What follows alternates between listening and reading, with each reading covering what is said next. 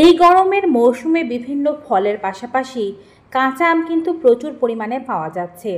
আর গর্ভবতী বোনেদের যেহেতু চটপটা ঝাল জাতীয় খাবার বা টক জাতীয় খাবার খেতে বেশি পরিমাণে ভালো লেগে থাকে, তাই তারা অনেকেই কাঁচা আম খাচ্ছেন। তবে জানা আছে কি গর্ভাবস্থায় কাঁচা আম খেলে কী হতে পারে?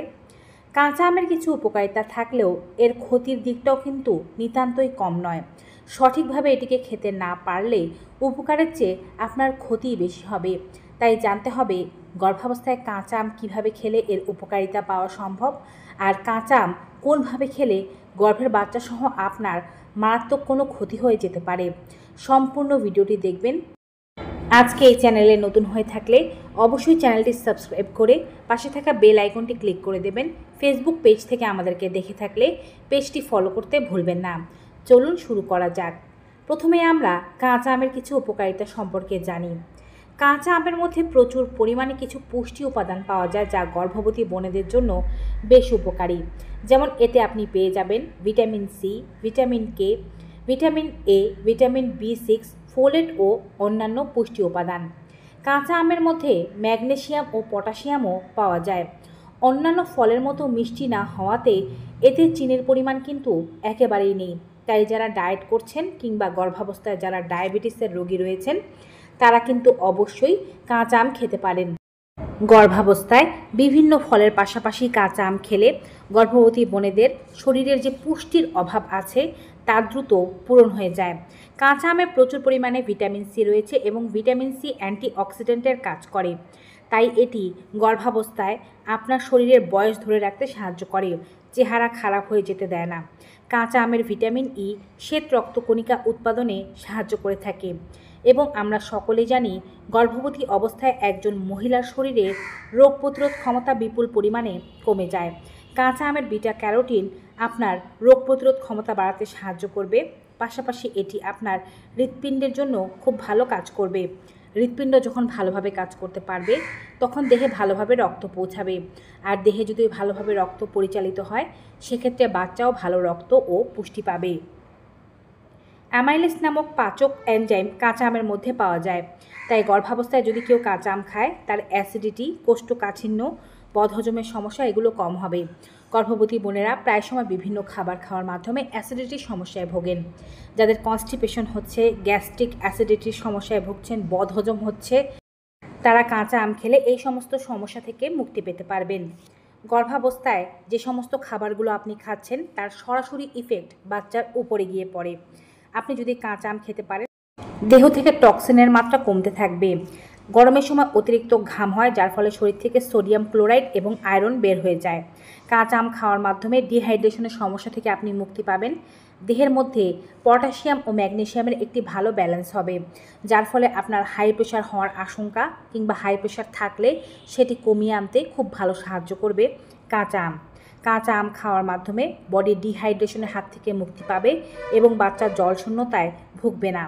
আয়রনের অভাব যেহেতু পূরণ হবে যার ফলে আপনার দেহে ভালো পরিমাণে রক্ত উৎপাদিত হবে, বাচ্চা ভালো রক্ত ও পুষ্টি পাবে। কাঁচা আম খেলে আরও একটি উপকার হয়, তা হচ্ছে এর ম্যাগনেসিয়াম আপনার ভালো ঘুম আনতে সাহায্য করে থাকে। এছাড়াও গর্ভাবস্থায় যাদের শরীরে জল জমে যাওয়ার মতো সমস্যা হচ্ছে, কাঁচা আমের ম্যাগনেসিয়াম ও পটাশিয়াম এর জলের মাত্রাকে কমিয়ে এনে শরীরের ফোলাভাবকে কমাতে সাহায্য করবে। অনেক ফল খেলে দেহের ওজন বেড়ে যায়, কিন্তু কাঁচা আম খেলে দেহের ওজন বাড়ার কোনো সম্ভাবনা নেই। কাঁচা আম চোখের স্বাস্থ্য সুরক্ষার জন্য খুব ভালো কাজ করে থাকে। এর মধ্যে রয়েছে ভিটামিন এ, লুটেন এবং জিয়ান্থিন নামক অ্যান্টিঅক্সিডেন্ট যা চোখের রেটিনাকে ভালো রাখে। আপনার ও আপনার বাচ্চার চোখের রেটিনার যত্ন যদি গর্ভাবস্থা থেকেই নিতে চান সেক্ষেত্রে আপনি কাঁচা আমকে খাদ্য তালিকায় রাখতে পারেন। কাঁচা আম যেমন রক্ত স্বল্পতা দূর করে তেমনি মা ও বাচ্চার চুল ও ত্বকের জন্য উপকারী ভূমিকা পালন করে থাকে। বাচ্চার ত্বকের নিচের ফ্যাট জমতে সাহায্য করে, অর্থাৎ বাচ্চার ত্বকের নিচে যে ফ্যাটের সেলগুলো গঠন হবে সেটি গঠন হতে সাহায্য করে। ত্বকের উপরে লেয়ার বা প্রোটেকশনকে ভালো রাখতে সাহায্য করে এবং ত্বককে বিভিন্ন ধরনের ক্ষতিকারক প্রভাবের হাত থেকে রক্ষা করতে সাহায্য করে। কাঁচা আম খেলে ঘামাচির সমস্যাও দূর হয়ে যায়। অনেকেই গরমে অতিরিক্ত ঘামাচির সমস্যায় কষ্ট পেয়ে থাকেন, যার কারণে তাদের শরীর চুলকায় এবং এর পাশাপাশি পেটও চুলকাতে থাকে, পেটে ফাটা ভাব দেখা দিতে থাকে। কাঁচা আম যদি কোনো গর্ভবতী মহিলা খান সেক্ষেত্রে তার এই জাতীয় সমস্যাগুলো অনেকটাই কমে আসবে বা একেবারেই নিরাময় হয়ে যেতে পারে। যারা গর্ভস্থকালীন ডায়াবেটিসের সমস্যায় ভুগছেন, বিভিন্ন ধরনের ফল খেতে পারেন না, এমনকি পাকা আম খাওয়াতেও তাদের নিষেধাজ্ঞা দেয়া আছে, তারা কিন্তু নির্দ্বিধায় কাঁচা আম খেতে পারেন। কারণ কাঁচা আমের মধ্যে কোনো প্রকারের বাড়তি ক্যালোরি নেই বা এটি ডায়াবেটিস বাড়াতেও সাহায্য করে না। বরঞ্চ যদি কোনো গর্ভবতী বোনেরা এটি খেতে পারেন সেক্ষেত্রে তাদের ডায়াবেটিস আরও কন্ট্রোলে থাকবে, ডায়াবেটিস কোনোভাবেই বাড়বে না। তাই যাদের আগে থেকে ডায়াবেটিস আছে বা জেস্টেশনাল ডায়াবেটিসের শিকার হয়েছেন তারা গর্ভাবস্থায় কাঁচা আম খেলে এর উপকারিতা পেতে পারবেন। এখন কথা হচ্ছে কাঁচা আম কীভাবে খাবেন। বিভিন্ন পদ্ধতিতেই আপনি কাঁচা আম খেতে পারেন, তবে কাঁচা আম যখন আপনি বাজার থেকে কিনবেন কিংবা আপনার নিজের গাছেরই কাঁচা আম হোক না কেন, খেয়াল করবেন আমটিতে যেন কোনো প্রকারের পোকা না থাকে, আবার ঝড়ে পড়ে যাওয়া, ফেটে যাওয়া, মাঝখানে ধুলাবালি ঢোকা এমন ধরনের আম সেবন করতে যাবেন না। একেবারে ইনটেক যে আম রয়েছে বা কোনো প্রকারের ফাটেনি, কোনো প্রকারের নষ্ট ধরেনি, পচন ধরেনি, কোনো জায়গায় কোনো ইনফেক্টেড হয়নি, সেই ধরনের আম নির্বাচন করবেন। আম নির্বাচন করার সময় অবশ্যই আমের উপরের যে বোটার অংশটি আছে সেটি বেশি করে ছাড়িয়ে নিতে হবে। বিশেষ করে যেই জায়গাতে কষ থাকে সেটি কিন্তু খাওয়া উপকারী নয়, বরঞ্চ এটি ক্ষতির কারণ হতে পারে, এমনকি এটি কন্ট্রাকশন সৃষ্টি করতে পারে। তাই আমের বোটার জায়গাটি বেশি করে কেটে ফেলে দেবেন। আম খাওয়ার সময় আগে খুব ভালোভাবে ধুয়ে নিতে হবে। আম ছেলার পরে কেটে আর ধুতে যাবেন না। যদি তা করেন সেক্ষেত্রে বেশি পরিমাণ পুষ্টির যে ভাগগুলো আছে সব কিন্তু জলের সাথে ধুয়ে চলে যাবে। আমকে বিভিন্নভাবে খাওয়ার মধ্যে আপনি আম মাখা খেতে পারেন, এর মধ্যে কাসুন্দি ব্যবহার করতে পারেন, অল্প পরিমাণে হিমালয়ান পিঙ্ক সল্ট ব্যবহার করতে পারেন, সামান্য গুড় ব্যবহার করতে পারেন, কাঁচামরিচ ব্যবহার করতে পারেন, শুকনো লঙ্কা ব্যবহার করবেন না, চিনি ব্যবহার না করাই ভালো। যদি ডায়াবেটিসের সমস্যা না থাকে সেক্ষেত্রে অল্প চিনি খেলেও খেতে পারেন, তবে এটি এড়িয়ে চলাই ভালো। আর যদি আপনার হাই প্রেশার থাকে সেক্ষেত্রে তো লবণ ব্যবহার না করা একেবারেই উত্তম। হিমালয়ান পিঙ্ক সল্টও ব্যবহার করা উচিত নয়। আপনার হাই প্রেশারের সমস্যা না থাকলে সামান্য পরিমাণে লবণ ব্যবহার করতে পারেন। কাঁচা আমের মাখা অতিরিক্ত পরিমাণে ঝাল মশলা দিয়ে খেলে উপকারিতার চেয়ে ক্ষতিই বেশি, তাই অতিরিক্ত ঝাল মশলা দিয়ে খেতে যাবেন না, এতে গ্যাস্ট্রিক অ্যাসিডিটির সমস্যা বাড়বে। যতটা পরিমাণে কম সম্ভব ততটা কম ঝাল মশলা দিয়ে খাওয়ার চেষ্টা করবেন। আর যদি শুধু কাঁচা আম চিবিয়ে খেতে পারেন এতে করেই সবচেয়ে বেশি উপকারিতা পাওয়া যায়।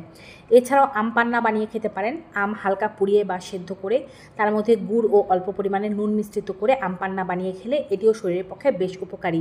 তবে আমরা বিশেষভাবে যে জিনিসটি না করে থাকি, বাইরে থেকে যে আম মাখা পাওয়া যায় বা আমের আচার পাওয়া যায়, আমের চাটনি পাওয়া যায়, সেগুলো না খাওয়াই ভালো। বাইরে যে আম মাখা বিক্রয় করা হয় তা খুবই আনহাইজেনিক পদ্ধতিতে তৈরি করা হয়। এটি শরীরের পক্ষে খুবই ক্ষতিকারক, বিশেষ করে গর্ভবতী বোনেদের জন্য তো এটি মারাত্মক ক্ষতিকারক। এছাড়াও কাঁচা আমের যদি আচার তৈরি করে খেতে চান সেটি কিন্তু বাসায় তৈরি করা আচার খেতে হবে, বাইরে থেকে কেনা আচার খেলে উপকারিতা পাওয়া যাবে না। তো ভিউয়ার্স, কাঁচা আমের উপকারিতা সম্পর্কিত আজকের এই ভিডিওটি আপনাদের কাছে কেমন লেগেছে কমেন্ট বক্সে অবশ্যই জানাবেন। ভিডিওটি ভালো উপকারী মনে হয়ে থাকলে সকলের মাঝে বেশি বেশি করে শেয়ার করে দেবেন। বিদায় নিচ্ছি, সবাই ভালো থাকুন, সুস্থ থাকুন। Goodbye and take care.